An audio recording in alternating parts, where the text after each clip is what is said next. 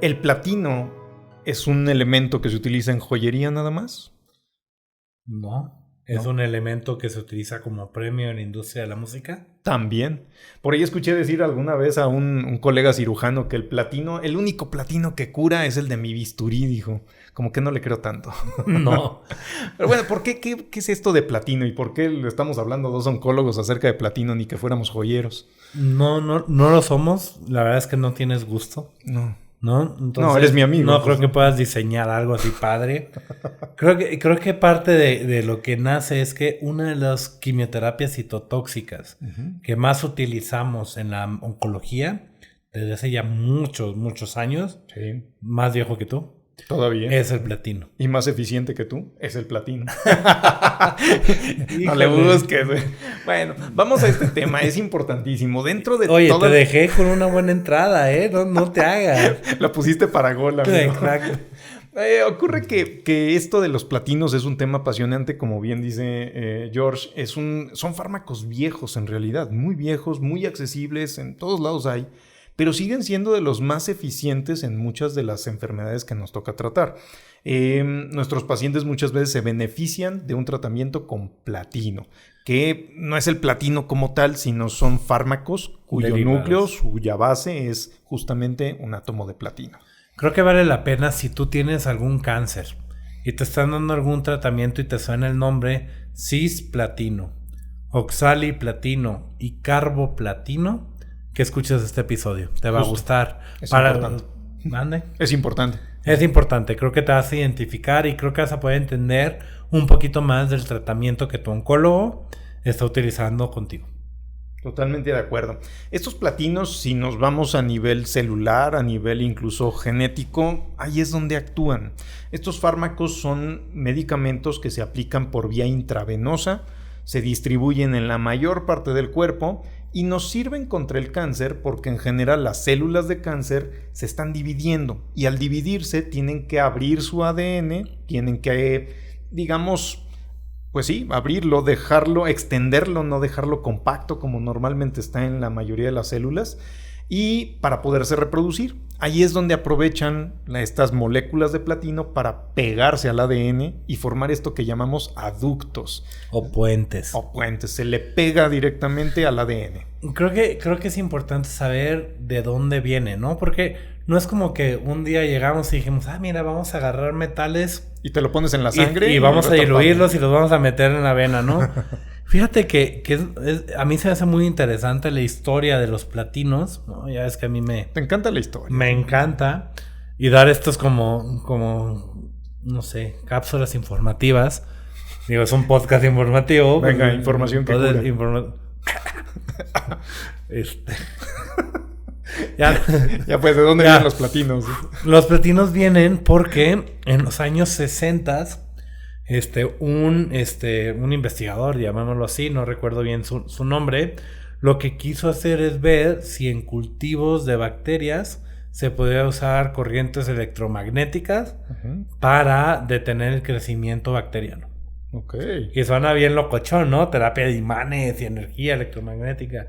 La verdad es que se dio cuenta que la energía electromagnética para tratar tumores o tratar bacterias pues no ayudaba mucho, ¿no?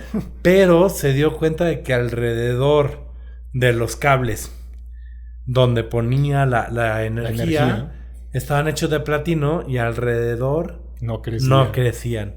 Y entonces a partir de ahí empezamos a investigar, ¿no? O sea, todo investigación, como decíamos en el episodio anterior, viene de una observación. Justo así. No se dio cuenta de que si utilizaba platino, el metal, alrededor no había crecimiento celular.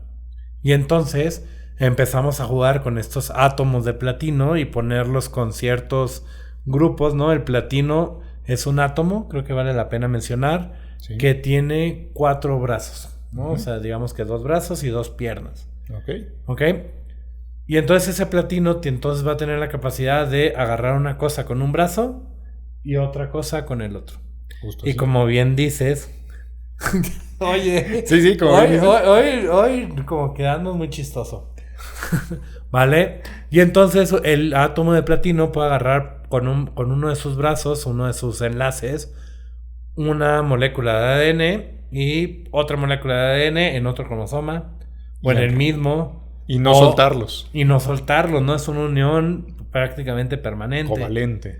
Y entonces se une con el mismo, con otro, crea loops, se empieza a generar, a mi gusto, como cuando se te cae el estambre.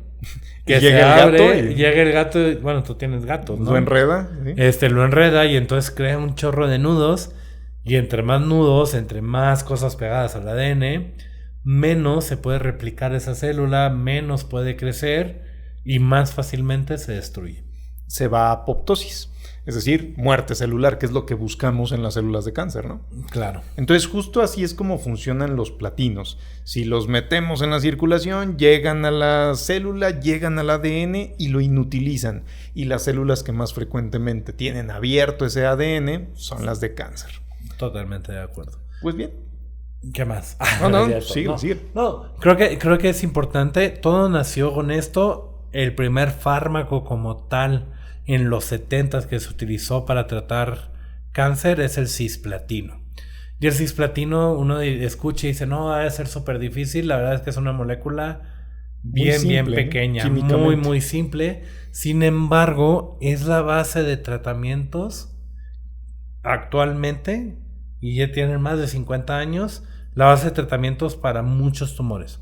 Por ejemplo, cáncer de testículo. Nada lo ha podido superar y sigue siendo el eje, la piedra angular del tratamiento de cáncer de testículo. Cáncer de vejiga. Cáncer de vejiga, uno de los fármacos más importantes, más eficientes. Cáncer de cabeza y cuello también. Aplica. Cáncer de pulmón. Creo que aquí el por qué cáncer de cabeza y cuello es importante mencionar. El cisplatino es un fármaco que hace que la radioterapia funcione mejor. Sí. El término que usamos de repente es radiosensibilizador, o sea, sensibiliza a esa célula a otro tipo de tratamientos, en este caso la radioterapia. Así es. Cosa muy común en cáncer cervicouterino, que es el estándar. Ponemos dosis chiquitas semanales de cisplatino al mismo tiempo que el paciente está recibiendo radioterapia todos los días, y eso puede equiparar el resultado a una cirugía. Los pacientes se pueden curar. Entonces, de ahí que no solo el platino del bisturí sea el que cure. Es un fármaco sumamente útil y no es el único. Hubo a quien se le ocurrió que pues, si el cisplatino era difícil de manejar, ahorita hablamos de toxicidades, pues quizá modificar esa molécula, ¿no? Se modificó un poco y se creó en el laboratorio un fármaco que se llama carboplatino, que para fines prácticos, y solo prácticos porque hay excepciones, sí, claro, se pudiera utilizar en los mismos pacientes que reciben o que funciona el cisplatino. Por lo menos esa fue la idea inicial, el hacer un fármaco quizá más tolerable, igual de efectivo. La realidad es que en la práctica, como bien dices tú, o sea, no funciona como todo un equivalente. Ahí tu oncólogo es quien debe orientarte en si te conviene uno o el otro. Y entró en la jugada otro fármaco diferente. ¿Te parece si antes de meternos a otro fármaco nos vamos como en orden de tiempo? Vale. Entonces mencionábamos cisplatino. Funciona muy bien en muchos tumores, pulmón, vejiga, testículo, cabeza y cuello, cervicuterino, etc. Pero era muy tóxico. Sí. ¿A qué nos referimos? 9 de cada 10 pacientes que reciben cisplatino van a tener náusea. Sí. Y van a tener vómito. Es un medicamento altamente, le llamamos emetogénico. ¿Qué quiere decir? Que da mucha náusea. Inclusive si, ya ha mejorado mucho el tratamiento alrededor de la náusea, ¿no? Y los estudios para ver esos medicamentos para quitar la náusea utilizan cisplatino porque es altamente nauseoso. Justo así. Y si logramos controlar la náusea que ocasiona el cisplatino, pues se puede mejorar esa tolerancia y que el paciente siga su tratamiento y reciba la eficiencia, ¿no? Exacto. Y no solo da náusea, sino también te daña otro órgano muy importante. Yo diría que dos tejidos muy importantes. El primero, riñón. Hay que tener mucho cuidado con la función renal cuando uno está utilizando cisplatino. Y también puede afectar mucho la función de los nervios periféricos. Puede darnos neuropatía. No, o sea, la verdad es que la neuropatía puede ir desde un adormecimiento de las manos y de los pies, o ardor, ¿no? O pérdida de fuerza en las piernas, en las manos. calambres, ¿no? Creo que es importante. Y va de la mano, un poquito, digo, no es tanto neuropatía per se, es como una combinación entre electrolitos y todo esto, puede dar pérdida de la audición. Sí, puede dañar la función del oído y eso es algo que también debemos vigilar cuando usamos en general platinos y sobre todo cuando usamos cisplatino. ¿Sí? No, y es importante, digo, es un muy buen medicamento, pero sí mucha náusea, neuropatía, nefrotoxicidad, ¿no? Como datos principales. Y de ahí viene el hecho de que digamos, oye, queremos un medicamento igual de eficaz, pero tal vez mejor tolerado. Y entonces ahí se modifica la molécula, bim, bam, badabum, como dicen por ahí. Ok. Y creamos o se crea en el laboratorio el carboplatino. Justo así. ¿No? Y el carboplatino, la gran ventaja que tiene es que se ajusta a la función renal del paciente. Justo así, es decir, batallamos menos con la nefropatía, con la alteración de la función renal. Lo podemos ajustar incluso en algunos pacientes que tienen una función renal no tan buena, pero todavía aceptable, con menos riesgo. Y también nos puede dar cierto manejo más sencillo, digamos, de la neuropatía, aunque también la da. También la puede dar. ¿Verdad? Pero se ha colocado este fármaco como una de las mejores opciones en algunos tumores como cáncer ginecológico, cáncer de ovario, cervicuterino, ¿no? Mama, como una opción, etcétera, ¿no? Cáncer de endometrio. Puede ser muy bueno, creo que, digo, suena muy bonito, ¿no? Un medicamento que no, o sea, que funciona casi igual o muy parecido al cisplatino, pero menos tóxico, porque la verdad es que lo podemos utilizar en pacientes más frágiles. Sí. Pero tenemos ahí el cambio, ¿no? Unas por otras.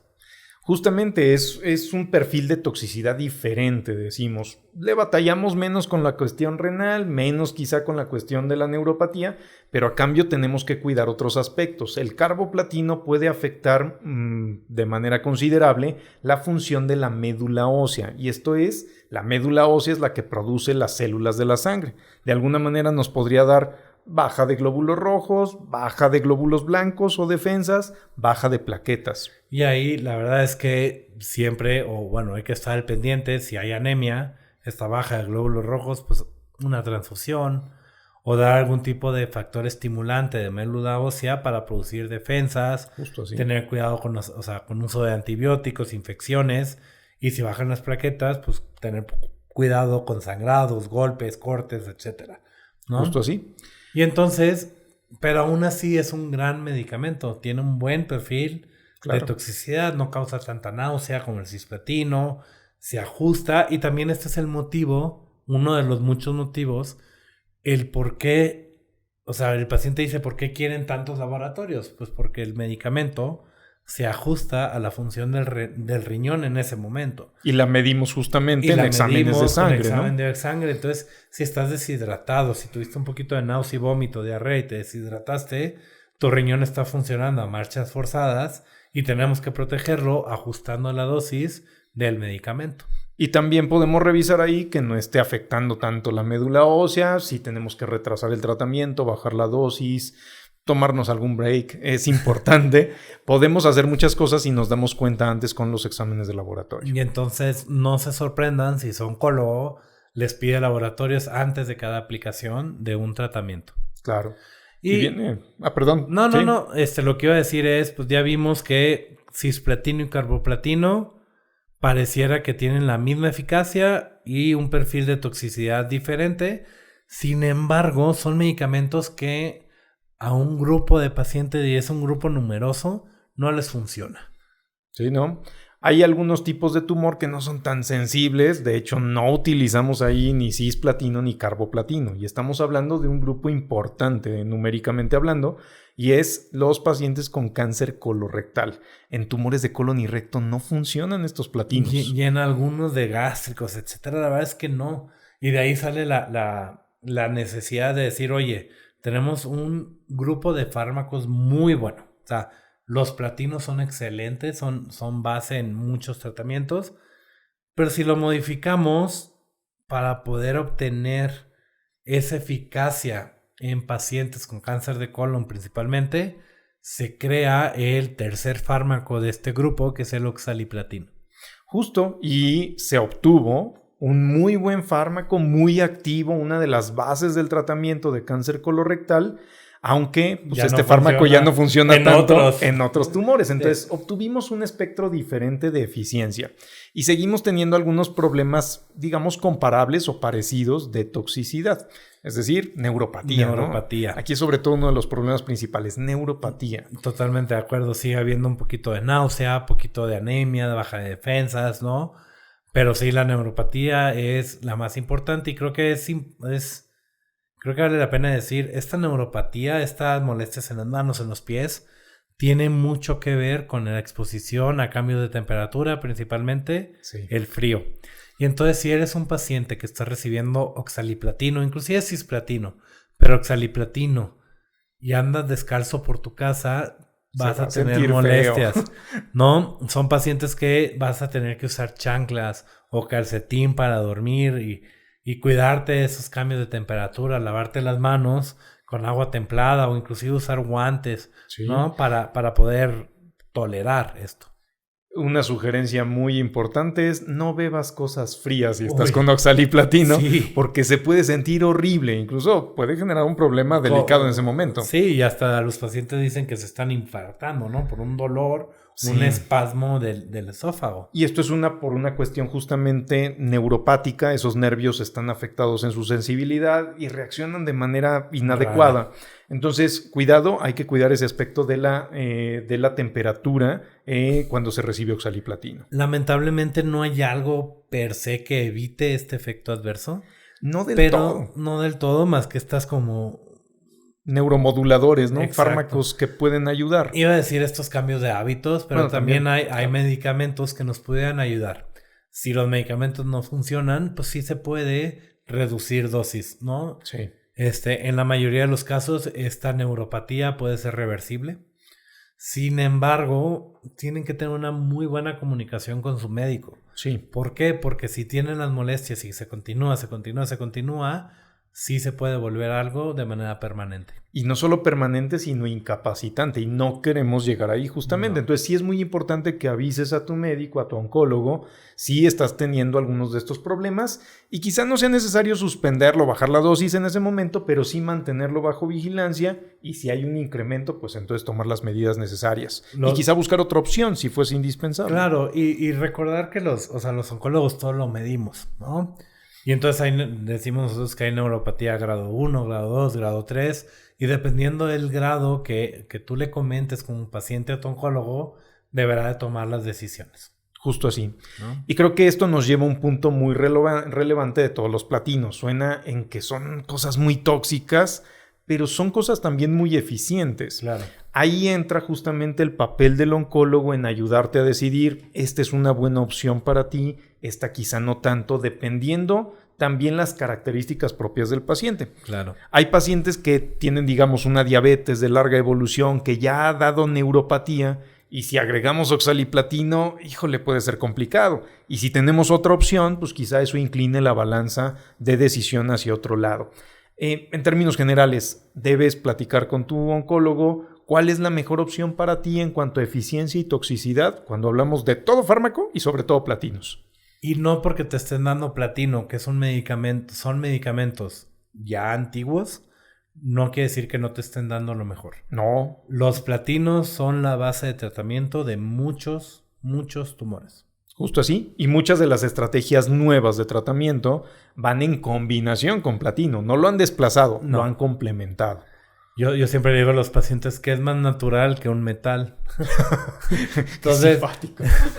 No, y así me van a escuchar en diversos. O sea, no por ser quimioterapia, no por ser un fármaco que se produce en un laboratorio, no quiere decir que no sea algo que se encuentra en la naturaleza. Tienes toda la razón. ¿No? Y aquí esto va enfocado al siguiente comentario. Muchos de los medicamentos bien tienen ese trasfondo. Si tú estás en un tratamiento alternativo, tal vez no lo puedas seguir tomando porque se contraponga con el uso de quimioterapia. Y contraponga hay que poner en claro que puede significar riesgos para tu salud. Es decir, a veces esta combinación de un fármaco que conocemos con un remedio que quizá no tenemos tan estudiado puede llevar a toxicidad, a disfunción de órganos importantes como el hígado, la médula ósea. Justo así, entonces sí hay que ser muy cuidadosos y mantener al tanto, asesórate de tu oncólogo, creo que es importantísimo. Totalmente de acuerdo. Este episodio la verdad es que no creo que tenga tanto nuevo, pero si quieres resumir 1 o 2 puntitos. Yo creo que es importante, los platinos son una base del tratamiento vigente, sigue siendo una opción sumamente importante en muchas enfermedades y pueden ser sumamente útiles. 2, pueden tener toxicidad, pero depende cada paciente, cada enfermedad y los objetivos del tratamiento, el si conviene o no usarlos. Claro. Yo nada más agregar que el platino es base esencial de la oncología médica. Sí. Yo creo que vienen muchos ensayos clínicos que lo van a seguir utilizando. Sí. No va a ser un medicamento que se desplace tan fácilmente. Y son medicamentos que seguramente tú como paciente o tú como familiar de paciente los has escuchado. Cisplatino, oxaliplatino y carboplatino. Y es importante, quizá para redondear, perdón que me regrese, hoy yo soy el de las regresiones, pero el considerar qué tipo de molestias te puede dar uno de estos platinos para que puedas comunicar a tu oncólogo y pueda hacer los ajustes pertinentes. No espantarnos y no usarlo, sino usarlo bien. Hay muchos otros efectos adversos asociados a este tipo de medicamentos. No somos letanía, ¿no? Es parte de la instrucción del oncólogo. Claro. Está al pendiente de esto. Inclusive hay efectos adversos raros que vamos descubriendo y que no están tan descritos en la literatura, pero que también van saliendo y hay que estar al pendiente de ello. Sin duda. Te voy a devolver el favor. Si quieres dar las últimas palabras, yo ya me voy a callar. Qué cordial vienes hoy, sorprendente. Bueno, pues muchísimas gracias, audiencia. Es un placer compartir con ustedes estos temas. Por favor, si hay otro tema que les interese, como en esta ocasión que nos pidieron que ahondáramos en este tratamiento en específico, sean bienvenidos sus comentarios. Si les gustó el episodio, por favor, compártanlo a quien les sea de utilidad. Si no les gustó, compártalo con quien les caiga mal. Es bienvenido también. Y pues estamos a sus órdenes. Mil gracias, George. Un placer convivir contigo, aunque no me caigas tan bien.